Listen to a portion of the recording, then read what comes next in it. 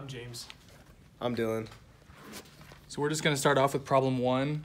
Suppose you perform the cross heterozygous A, heterozygous B, heterozygous C, homozygous dominant D, and heterozygous E. Perform a cross with heterozygous A, heterozygous B, heterozygous C, heterozygous D, and homozygous recessive E. Assume that all of these genes undergo independent assortment.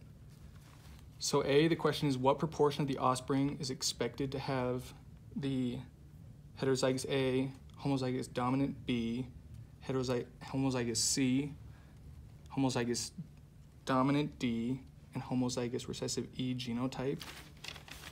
And so for that one, we multiplied out heterozygous A, there's a 50% possibility, multiplied by 0.25, again 0.25, 0.5, and 0.5 again, to have a percentage of 0.78%. So for B, what proportion of the offspring will have this genotype? The homozygous recessive A is a 0.25% chance. Same thing with homozygous recessive B and homozygous recessive C. The homozygous recessive D, homozygous dominant, sorry, for D is a 0.5% chance, and same thing for homozygous recessive E, which brings us to a 0.39% chance. For C, you have homozygous dominant A, which is 0.25%, heterozygous B, which is 0.5, homozygous recessive C, which is 0.25, homozygous recessive D, which is a 0% chance, which will just bring us to a 0. So for D, what proportion of the offspring is expected to have this here genotype? So heterozygous A is 0.5, heterozygous B is 0.5, heterozygous C is 0.5, heterozygous D is 0.5, and heterozygous E is 0.5, which brings us to a 3.1% probability. Okay. I'll just do number 2 real quick. Okay. So number 2 was fill in the blanks, and let me just pull up my notes. Okay. So it says paired homologous chromosomes are sometimes called tetrads or bivalents. The structure that connects the centromere to the microtubules of the meiotic spindle is called a kinetochore. A diploid fruit fly has 4 pairs of chromosomes. A fruit fly in prophase 1 has 8 sister chromatids, while a fruit fly in metaphase 2 has 4 sister chromatids. A monohybrid cross is a type of genetic cross that can determine if a purple flowered pea plant has the homozygous P dominant or heterozygous P genotype. A non-functional allele is sometimes called a null allele, while a partially functional allele is called a hypomorphic allele. Mendel's law of dihybrid crosses involves 2 traits, while Mendel's law of monohybrid crosses involves a single trait.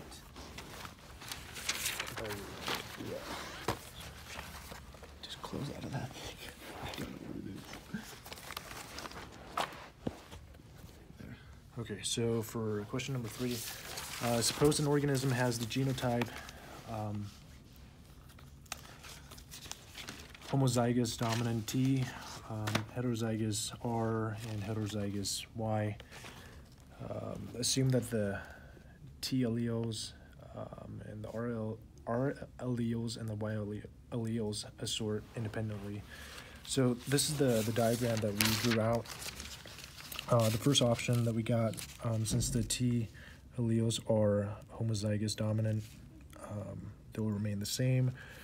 The heterozygous R's will, for the first diagram, it will be capital R and then smaller caps R and then capital Y and then smaller caps Y. The second diagram that we have, again, the T will be the same. The R's in this instance will be flipped. The Y's will remain the same. The third diagram, T's will be the same. Capital R, smaller caps R, smaller caps Y on the left side, capital Y on the right side. So that's the third option, and then the last option that we have, capital T, remain the same. The R alleles, we have the smaller cap, the recessive on the left side, the dominant on the right side, recessive on the left side, and the dominant on the right side. That's part A.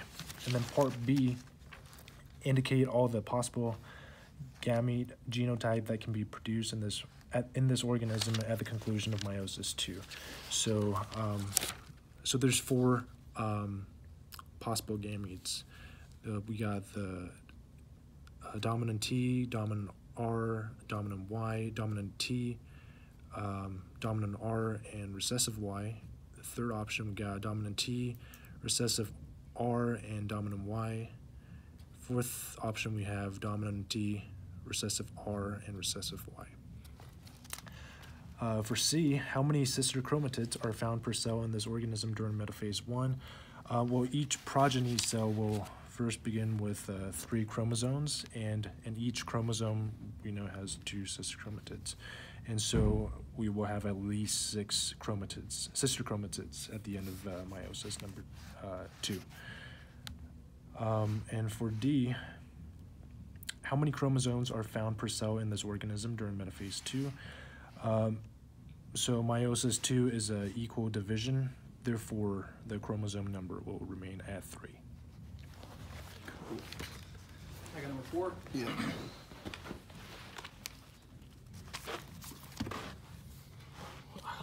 You can just point at my screen. Oh, cool. So number 4, the question simply states, a horse has 32 pairs of chromosomes. A, how many chromosomes are present per horse cell at the conclusion of meiosis 1? So at the conclusion of meiosis 1, it's as if it had just undergone mitosis, so it'll have the same number, 32. B, how many tetrads are present per horse cell during prophase 1 of meiosis? So the tetrads are a group of chromosome pairs, so you'll have 32 because it has doubled, but a tetrad is half the amount. C, how many sister chromatids are present in a horse cell during prophase of meiosis? So that's 128 because a sister chromatid is only half of a chromosome. And D, how many sister chromatids are present per horse cell during metaphase 2 of meiosis? So that cuts C in half, and half of 128 is 64. So finally, E, how many bivalents are present per horse cell during anaphase 2 of meiosis? And this is none because they're separated during anaphase earlier on the first round of mitosis. Okay, is 5 the last one? Yeah. Okay. So number 5 is really similar to number 1, but this time we're also including the heterozygous genotypes with the homozygous dominant. So the first one was, what percentage of the plants will be tall, round, green with a terminal bud? And I did the Punnett squares up here. And so matching them, it's 0.75 for tall, 0.75 for round, 0.5 for green, and 0.5 for terminal, which gives us 14%. For B, the recessive short is 0.25. The heterozygous R is 0.5, yellow 0.5, and B 0.5, which gives us 3.1%. C is heterozygous for all types, which is 0.5 times 0.5 times 0.5 times 0.5, and that gives you 6.25%. And last, D is which one will be dwarf, wrinkled, yellow with axial buds. And according to the Punnett squares, it'll be 0.25 times 0.25 times 0.5 times 0.5, which gives you 1.5%. That's the end of our video.